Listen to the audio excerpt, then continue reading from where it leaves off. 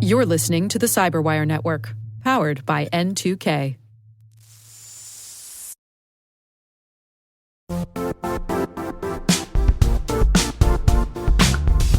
Quick question. Do your end users always work on company-owned devices and IT-approved apps? If the answer is no, then my next question is, how do you keep company data safe on all those unmanaged apps and devices? 1Password has an answer to this question: Extended Access Management. 1Password Extended Access Management helps you secure every sign-in for every app on every device, because it solves the problem traditional IAM and MDM can't touch. Check it out at 1password.com/XAM. That's 1password.com/XAM.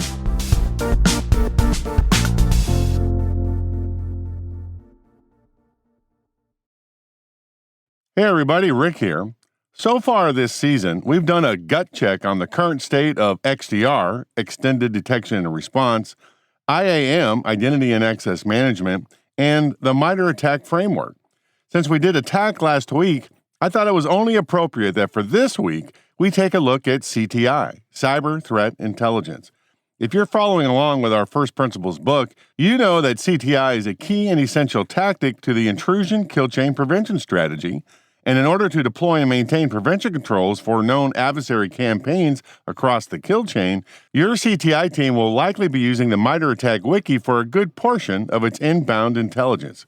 See what I did there? Do you see how everything is connected? We don't do random stuff here. We got a plan. So hold on to your butts. Hold on to your butts. We're going to take a deep dive in the world of cyber threat intelligence.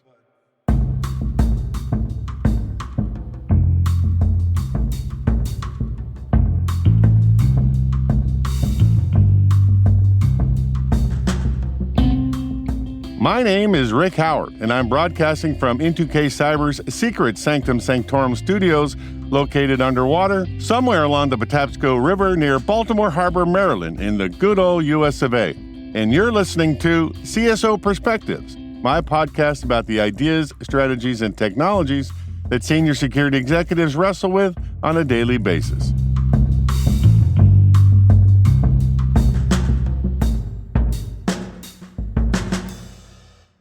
John Hultquist is the chief analyst at Mandiant, a XDR training and incident response company, now part of the Google Cloud organization after the acquisition in 2022. But he's been doing intelligence work for going on 2 decades now, first with the U.S. government, then with a commercial cyber intelligence company called Eyesight Partners, and then with Mandiant, where he has been working for over 7 years. So, John and I are both cyber intel guys from way back, and when I ran into him at the MWise conference in D.C. last October, he and I got to talking about the old days and how far CTI has come. So we have a history, right, John? Because I ran a cyber intelligence shop many years ago called iDefense. That's right. Founded by John Waters. That's right. That was owned by VeriSign. Yeah. And then when he left the company, he started another commercial intelligence company called Eyesight. Eyesight. Right. Stole half my Loved people. Eye. Kept the eye. Kept the eye, yeah. And then you joined them. That's right. So explain what happened after that. So I joined out of, I guess I was working at DIA at the time. I did mostly spent most of my time at State Department and then Army way back in the day. And they had, they were focused on cybercrime at the time. And there was just like, can we find anything besides cybercrime out there in the ether? And at first, we could not. For a long time, we could not. And then, slowly we figured out how to track certain actors, certain espionage actors. It took us a while. And I mean, it was a very, slow process. But, over time, we built out the ability to hunt for cyber espionage outside of the government, which is something, frankly, if you told me was possible and I was in the government, I would say that's ridiculous. Yeah, that's exactly right. Yeah. So you've been involved in all the changes of hands of the Eyesight stuff, right? Yeah. It went from where to where to where? How did that work? So we were at Eyesight, and then we got acquired by FireEye, which had previously acquired Mandiant, and then I sort of became Mandiant. Yeah. Which nobody could figure out. Yeah, but go ahead. It was a strange sort of thing. And then we became Mandiant Intelligence within Mandiant, and then Mandiant was acquired by Google Cloud, and that's where we are now. And I've been through the all of it. And you've seen you know where all the skeletons are buried. Yeah. But we're talking today because we're at the MWise conference here in Washington, D.C., right? I don't know, what would you say the theme of the conference is this year overall? What were we trying to get across? You know, I've spent a lot of time with customers, and that's honestly, it's super enlightening because I have my thoughts on what I think matters, and then you go into the room and they're like, "This is what actually matters to me," and it's always great to sort of find where those two parts kind of connect. And I think obviously the situation with the casinos in Las Vegas is like the talk of the town, or whatever you want to call it now. Which is crazy, right? Yeah. I mean, okay, it's a big deal for them, but why is that more important than, I don't know, something else? I think those actors are sort of challenging a lot of the ways that we do security, right? And I will tell you, what John and I are talking about are the ransomware attacks against 2 Las Vegas hotel chains in September of 2023, just prior to this conversation, by the hacking group Wicked Spider. The group compromised Caesars and the MGM resorts, including the Bellagio and the Cosmopolitan, and sent them back to the Stone Age. MGM had to stop using their computers for 10 days entirely, and instead checked in hotel guests manually and provided customers with cash payouts from the casino. Caesars reportedly paid Wicked Spider a $15 million ransom, and MGM estimated that the total recovery cost for them was about $100 million. According to Josephine Wolf at Slate Magazine, casinos have a reputation for excellent security, but it seems that security may be more focused on physical vulnerabilities than online ones. And I will tell you that casinos, spent a lot of time working with casinos through the years, and they are mature players, right? They know what they're doing. They have been doing security since day one at casinos, right? It's not an afterthought. It never was.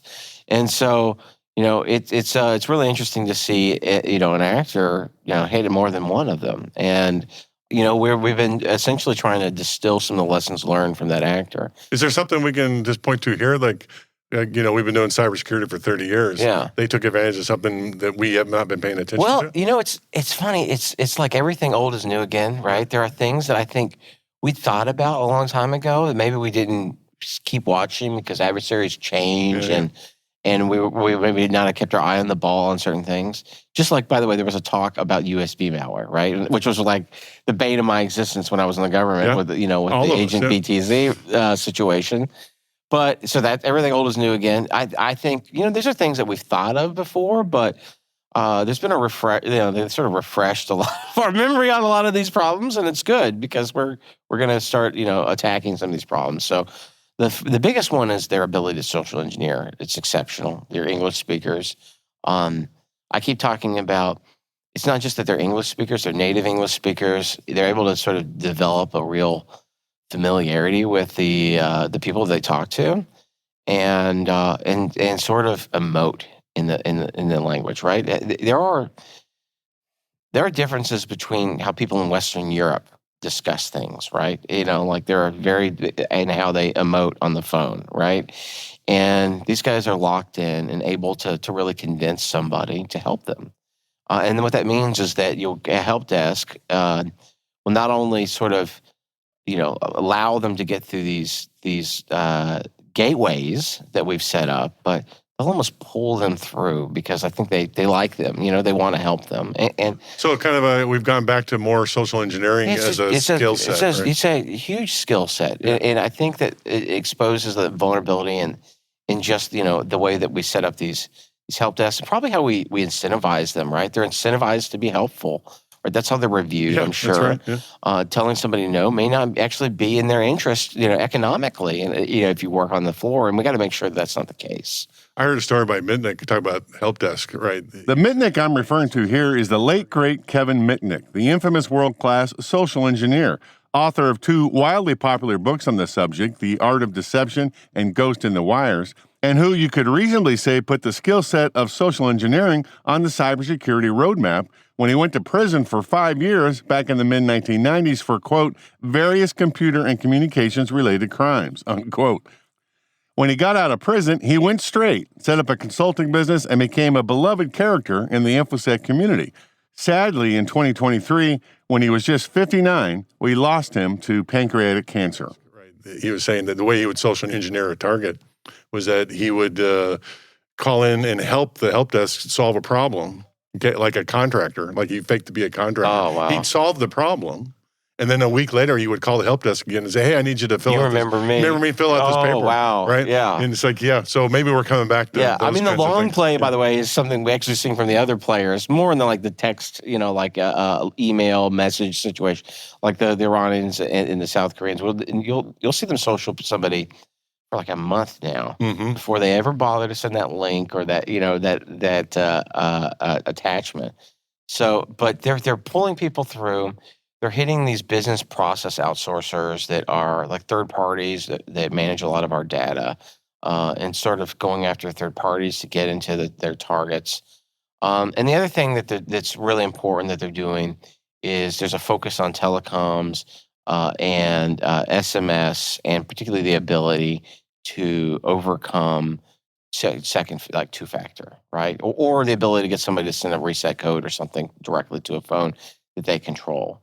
And it really proves that we have to really rethink, how much we rely on phone numbers as a reliable way to sort of authenticate somebody. Because we're still trying to get people to use two-factor on phones, right? We're still on this journey, and I will say that I still think it's a speed bump, right? Yeah. But it's just not an enterprise. Like it's not a speed bump is not like a doorway, right? Like it's not enough for an enterprise.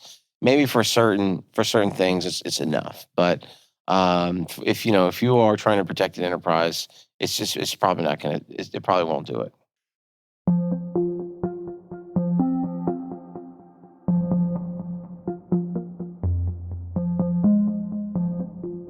So you're on this panel at the MWISE conference, okay? It's called Cyber Intelligence in a Rapidly Changing World, and some big-time luminaries on that panel. I'm not saying you are, but other people. There are other people there. Right. Yeah. Did this kind of stuff come up on the panel, or what were you talking about in all of that? Well, we had some really interesting people on the panel who had spent a lot of time looking at crime from various aspects. Jackie from Chainalysis, I thought, had a really interesting sort of view into the problem. She looks at the blockchain and she watches a lot of this movement. For those of you not familiar with the company Chainalysis, it figures prominently in the Cybersecurity Canon Hall of Fame book Tracers in the Dark by wire journalist Andy Greenberg. In my opinion, the best cybercrime book in the last decade. If you had any lingering doubts about whether Bitcoin's blockchain technology would protect your identity, Greenberg completely blows that out of the water. And Chainalysis, along with a feisty IRS agent and a university grad student, are the ones that figured out how to do it. The Jackie that John just mentioned is Jacqueline Coben, the head of cyber threat intelligence at Chainalysis.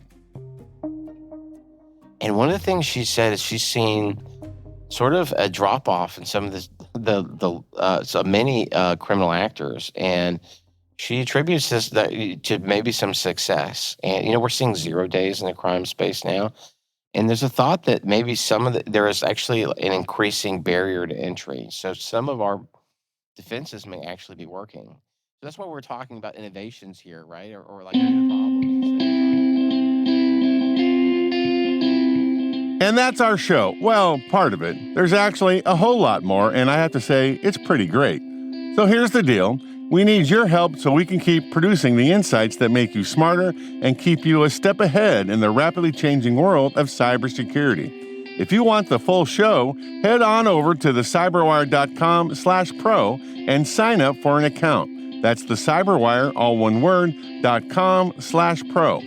For less than $1 a day, you can help us keep the lights and the mics on and the insights flowing. Plus, you get a whole bunch of other great stuff like ad-free podcasts, exclusive content, newsletters, and personal level-up resources like practice tests.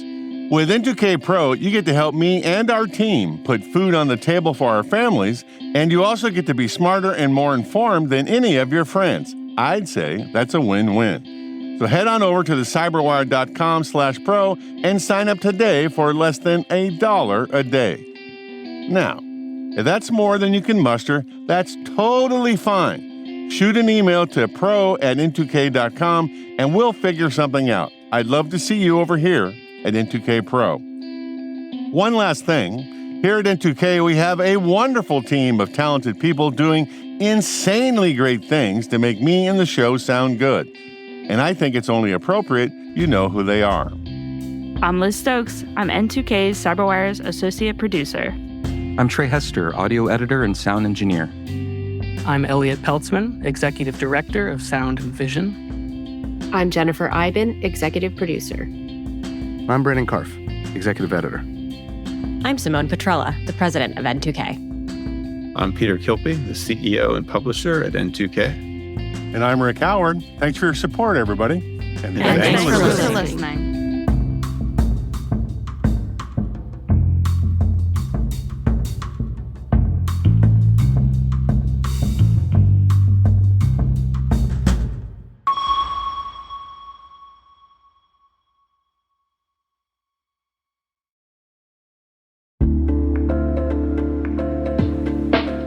Most of our listeners who deal with legacy privileged access management products know they tend to be expensive, difficult to deploy, and hard to use. Keeper Security is the answer. Keeper's Zero Trust solution delivers password, secrets, and connection management in one easy-to-use platform. It's fast to deploy, agentless, clientless, and has no implementation fees. Plus, Keeper is FedRAMP authorized. That's why we trust Keeper to prevent breaches and gain full control over privileged users. Visit keeper.io/cyberwire to schedule a quick demo. That's keeper.io/cyberwire. And thanks to Keeper Security for supporting our podcast.